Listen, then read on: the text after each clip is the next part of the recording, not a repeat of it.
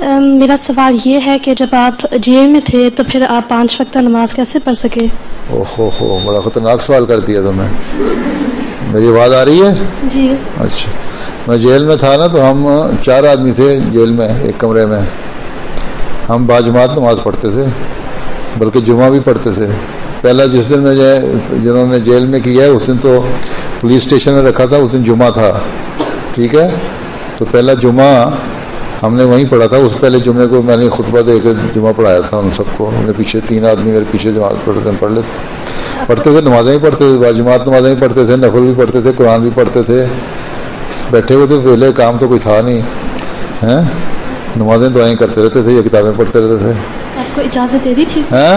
इजाज़त आपको दे दी थी? हाँ, इतने जेलर इतने शरीफ थे, वो बेचारे बड़ा एहतराम करते थे। वो कानून के तहत बेचारे कुछ कह नहीं सकते थे, क्योंकि जिनको उनके जो